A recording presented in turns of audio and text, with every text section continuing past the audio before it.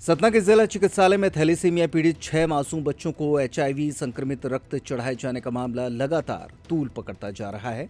इस गंभीर और संवेदनशील मामले को लेकर सतना विधानसभा क्षेत्र के कांग्रेस विधायक और पार्टी के जिलाध्यक्ष सिद्धार्थ कुशवाहा ने उप मुख्यमंत्री और स्वास्थ्य मंत्री राजेंद्र शुक्ल से कड़ी कार्रवाई की मांग की है।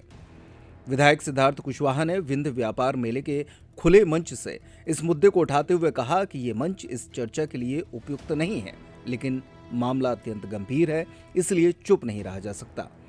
उन्होंने स्पष्ट रूप से कहा कि इस लापरवाही के दोषियों पर कठोर कार्रवाई होनी चाहिए। साथ ही उन्होंने सिविल सर्जन के प्रमोशन पर भी सवाल खड़े करते हुए कहा है कि जब इतना बड़ा मामला सामने आया है, तब जिम्मेदार अधिकारियों को इनाम के तौर पर पदोन्नति देना सवालों के घेरे में है। और उसको सुधारने के लिए उस पर कड़ी कार्रवाई करने के लिए मैं आपसे आग्रह करता हूं, क्योंकि ये मंच, ये स्थान उस बात के लिए तो नहीं है, लेकिन अब चूंकि बात हुई है, विकास की बात हुई है, निर्माण की बात हुई है, डेवलपमेंट की बात हुई है, तो मैं आपका ध्यान उधर आकर्षित कराना चाहता हूं। जब से निजीकरण स्वास्थ्य विभाग में दखल दिया है, तब से ये समस्याएं लगातार देखने को मिली। आज हम सतना के लोग इसके शिकार हुए। कुछ दिन पहले छिंदवाड़ा में भी यही था, इंदौर में भी हुआ, जबलपुर में भी हुआ। तो मैं आपसे अनुरोध करता हूं कि इसके लिए आप कोई ठोस कदम उठाएं। और तो और जो सिविल सर्जन थे उनका प्रमोशन हो गया, जो दोषी थे उनका प्रमोशन हो गया, तो ये भी एक त्रुटि है। जो दोषी है उसका प्रमोशन हो गया, तो ये त्रुटि कहां से हुई, इसको थोड़ा सा आपको देखने की जरूरत है। और जो ब्लड बैंक को मशीनें चाहिए, जिन उपकरणों की जरूरत है, उन उपकरणों की उपलब्धता सतना अस्पताल में नहीं। नाट जैसी मशीन जो कि खून के संक्रमण को तुरंत पकड़ती है, वो मशीन हमारे ब्लड बैंक में नहीं है। तो उसकी उपलब्धता अगर हो जाए तो शायद ऐसी घटना दोबारा हमारे यहाँ नहीं दोहराएगी, ऐसा मुझे प्रतीत होता है। साथ ही चैम्बर के साथियों को, शहर के व्यापारियों को मैं बहुत बहुत। इधर मध्य प्रदेश शासन के उप मुख्यमंत्री और स्वास्थ्य मंत्री राजेंद्र शुक्ल ने सतना दौरे के दौरान इस पूरे मामले पर बड़ा बयान दिया है। वे विंध्य चैम्बर ऑफ कॉमर्स की व्यापारिक संस्था के उद्घाटन कार्यक्रम में शामिल होने सतना पहुंचे थे। कार्यक्रम के बाद मीडिया से चर्चा करते हुए उन्होंने कहा, 6 मासूम बच्चों का एचआईवी संक्रमित होना बेहद दुर्भाग्यपूर्ण और पीड़ादायक है। उन्होंने भरोसा दिलाया कि इस मामले में किसी भी स्तर पर लापरवाही बर्दाश्त नहीं की जाएगी।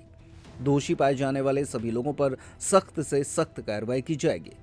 उन्होंने ये भी कहा कि राज्य सरकार प्रभावित बच्चों और उनके परिजनों को हर संभव मदद उपलब्ध कराएगी, ताकि उन्हें इलाज और भविष्य को लेकर किसी भी तरह की परेशानी न हो। फिलहाल ये मामला प्रशासन और राजनीति दोनों के लिए बड़ी चुनौती बना हुआ है।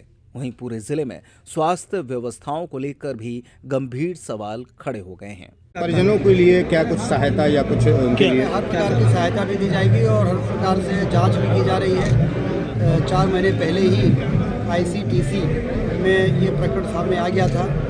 थैलेसीमिया के जो मरीज होते हैं उनको महीने में 3 बार ब्लड ट्रांसफ्यूजन करना पड़ता है। बड़ी गंभीर स्थिति में रहते हैं और 2 से 3 बार जो हर महीने ब्लड चढ़ाया जाता है, यदि वो ब्लड नहीं चढ़ाया जाए तो उनका जीवन खतरे में हो जाता है। इसलिए कभी वो सरकारी ब्लड बैंक में, कभी प्राइवेट में, कभी कोई जबलपुर गया तो जबलपुर में कहाँ से, क्योंकि डोनर का ब्लड बैंक में ब्लड हर प्रकार की जांच के बाद आता है। तो हम लोग पूरा ट्रैक कर रहे हैं पिछले 6 महीने में। इन 6 बच्चों में एक की तो माता पिता एचआईवी पीड़ित पाए गए हैं, तो वो कारण समझ में आ गया, लेकिन बाकी लोगों का ब्लड कहाँ कहाँ चढ़ा है और कहाँ पे लापरवाही हुई है, कौन से कैंप में लापरवाही हुई, कौन से ब्लड बैंक से उनको ब्लड चढ़ा, इन सब चीज़ों की जांच पड़ताल के लिए हमने राज्य स्तरीय एक समिति बना दी है 6 वरिष्ठ अधिकारियों की, जिसमें भोपाल के भी हैं और यहाँ के भी हैं, और जल्दी हमको रिपोर्ट मिलेगी। केंद्र की भी टीम उसमें आई है। केंद्र को भी रिपोर्ट आईसीटीसी ने भेज दिया था और इस प्रकार की घटना की पुनरावृत्ति न हो और